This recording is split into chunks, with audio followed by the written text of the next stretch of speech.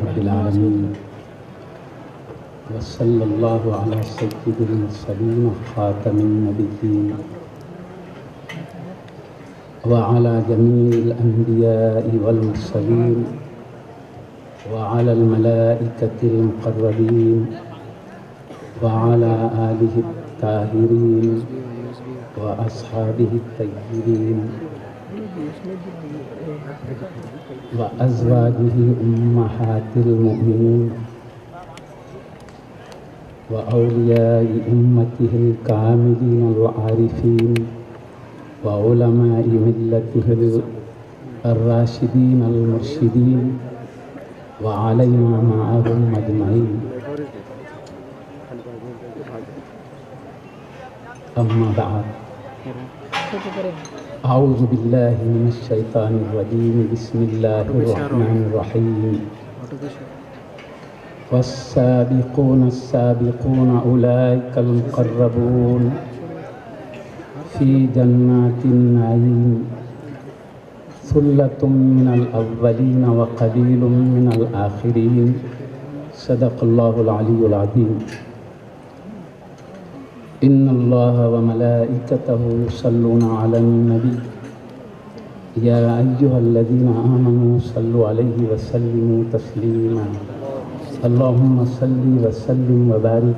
حضرت تقدس مع امیر جامعہ قبلہ دامت برکاتہم العالیہ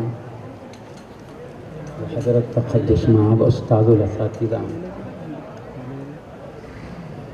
شیخ الجامعہ قبلہ دامت برکاتہم العالیہ و مہمان خصوصی دامت برکاتہم العالیہ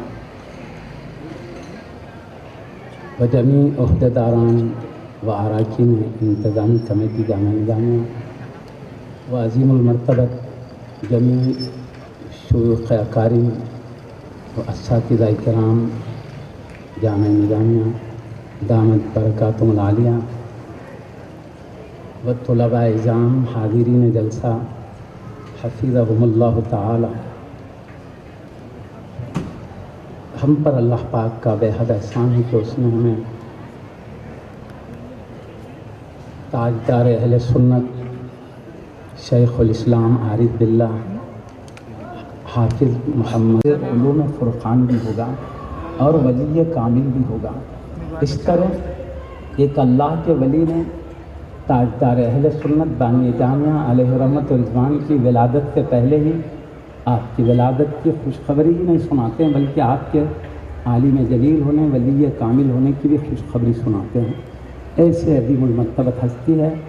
آپ کے جو خدمات ہیں علمی دینی روحانی بلکہ معاشی سماجی سیاسی ہر اعتبار سے آپ نے جو انقلاب فرمایا دکن سے انقلاب ہوا تو اس کا فیضان سارے عالم تک پہنچا ہے.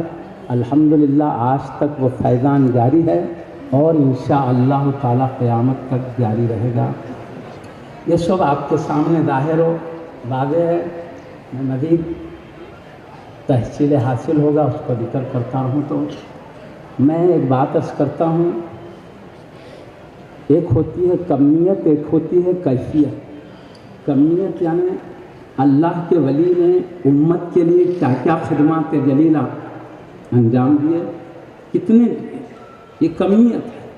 کیفیت یہ ہے کہ رب کی کتنی محبت میں یہ کام کیا، مصطفیٰ کے کتنے عشق میں یہ کام کیا، یہ کیفیت ہے. مخلوق اللہ کے ولی کے کام کی کمیت کو دیکھتی ہے اور اللہ کی نظر ولی کے کام کے کیفیت پر ہوتی ہے. بندے اللہ کے ولی کی کمیت کو دیکھ کر تعریف کرتے ہیں اور اللہ پاک ان کی کیفیت کو دیکھ کر مراتب عطا فرماتا ہے. اسی مناسبت سے میں نے اپنے خطبے میں آیت کریمہ کی تلاوت کا شرف حاصل کیا جس میں اللہ تعالیٰ ارشاد فرماتا ہے والسابقون السابقون. جو نیکی میں سبقت کرنے والے ہیں وہ تو درجے میں سبقت کرنے والے ہیں. اور اللہ پاک آگے فرماتا ہے اولئک المقربون، یہی بندے اللہ کے مقرب ہیں.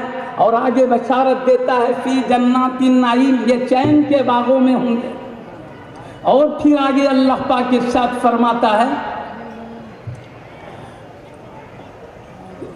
آگے اللہ پاک کا ارشاد ہے کہ سلۃ من الاولین وقلیل من الآخرین، کہ اولین میں ایک بڑا گروہ ہے ان مقربین کا، اور آخرین میں ایک خلیل جماعت ہے مقربین کی۔ تو میری نظر یہ قلیل من الآخرین کا جو کلمہ رب العالمین نے جو ذکر فرمایا ادھر گیا، تو سیدھا اس آیت کریمہ سے نظر تاجدار اہل سنت بانی جامع علیہ رحمۃ الرضوان پر پڑی، انہی خلیل مقربین میں سے ایک سیدی امام انوار اللہ شاہ فاروقی شہزادہ فاروق اعظم کی، کیونکہ آپ کے کمالات و عظمتیں اور اللہ کے ساتھ ذرا دیکھیے، آپ رہنا چاہتے ہیں مصطفیٰ صلی اللہ علیہ وسلم کے قدموں میں، لیکن مصطفیٰ کہتے یہاں نہیں رہو بلکہ دکن جاؤ۔ مطلب کیا ہے؟ اے انوار اللہ شاہ، تم کو میرے صرف قدموں میں رہنے نہیں پیدا کیا گیا، بلکہ لاکھوں کو میرے قدموں میں پہنچانے کے لیے پیدا کیا گیا۔ تم کو صرف قرب الہی کی طرف پرواز کرنے کے لیے نہیں پیدا کیا گیا، بلکہ لاکھوں میری امت کو اللہ کے قرب تک پہنچانے کے لیے پیدا کیا گیا۔ اب کا اشارہ بتا رہا ہے یہ کوئی معمولی ہستی نہیں ہے، صرف پرواز کرنے والی نہیں، کروڑوں کو لے کر پرواز کرانے والی ہستی۔ اسی وجہ سے ہم دیکھتے ہیں آپ دکن سے ہدایت کا شمع روشن کیے ہیں، اس کی روشنی ہندوستان کی سرحدوں سے نکل کر دنیا کے مشرق و مغرب، شمال و جنوب تک چمکتی نظر آ رہی ہے۔ یہ کوئی ڈھکی چھپی بات نہیں، ہر ایک اچھی طرح جانتے ہیں۔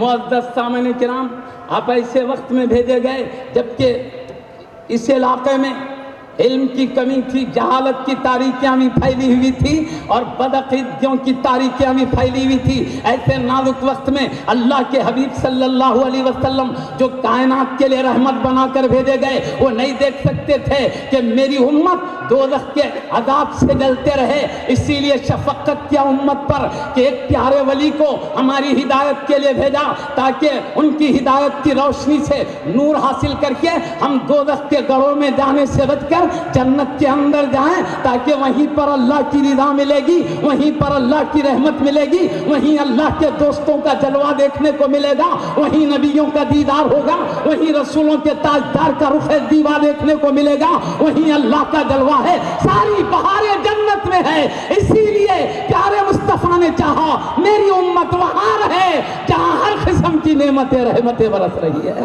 اسی وجہ سے حضرت تشریف لائے، اور آپ نے جس مقصد کے لیے اللہ کے حبیب نے بھیجا تھا، الحمدللہ پوری 100% کامیابی حاصل فرمائی۔ میں اب ان تمام کمالات کے گوشوں کو تو نہیں بتا سکتا، میں بطور نمونہ ایک آدھ گوشہ بیان کروں گا، اس پہ قیاس کر کے آپ سمجھ سکتے ہیں حضرت کس انداز سے امت کو سنبھالے ہیں۔ میں ایک آدھ گوشے کی طرف ہی ذہن لے جاؤں گا۔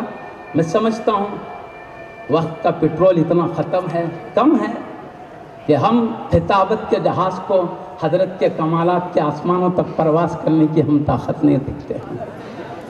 اس لیے ہم معزز سامنے کیا ہر پہلو میں آپ نے امت کی حفاظت کی، بدعمالیاں پھیل رہی تھی اس کی حفاظت کی، پہلے آپ نے 11 مقاصد اسلام کے حصے لکھے، پہلے حصے میں آپ نے حبیب پاک صلی اللہ علیہ وسلم کی میلاد شریف اور عظمت وغیرہ بیان فرمائی، دوسرے حصے میں دوزخ کا جنت کا ذکر کیا، کیونکہ مزاج انسانوں کا الگ قسم کا، کوئی شوق سے رب کے قریب ہوتے ہیں، کوئی خوف سے ہوتے ہیں، تو کچھ بندے ایسے ہیں نہ انہیں خوف چاہیے نہ شوق چاہیے، بس رب کی محبت مصطفیٰ کے عشق میں آگے بڑھتے ہیں۔ ہر پہلو کا لحاظ جیسے قرآن نے کیا، آپ نے بھی اسی طریقے پر چلتے ہوئے قرآن و حدیث نے جنت و دوزخ کا بھی ذکر کیا تو آپ نے اس کا ذکر کیا، اور قرآن و حدیث نے اللہ کی عظمت، رسول کا مقام بتایا، تاکہ اس عظمتوں کو دیکھتے ہوئے کوئی آگے بڑھے، نہ جنت کی پرواہ ہونا دو، وہ بھی انداز اپنایا۔ بہرحال آپ نے دوسرے حصے میں جنت و دوزخ کا ذکر فرمایا، دوزخ کے ہولناکیوں کو بتایا،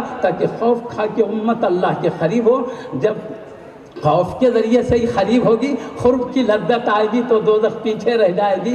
قرب کا جذبہ بغیر کسی غرض کے وہ اللہ کی بندگی، مصطفیٰ کی غلامی کی طرف آگے بڑھے گی۔ بہرحال آپ نے اعمال صالحہ کی طرف امت کو لے جانے کے لیے دوزخ سے بھی ڈرایا، جنت کا بھی شوق دلا، اور ایسے موقع پر جبکہ آپ فرماتے ہیں ایسی ایسی جماعتیں نکلی.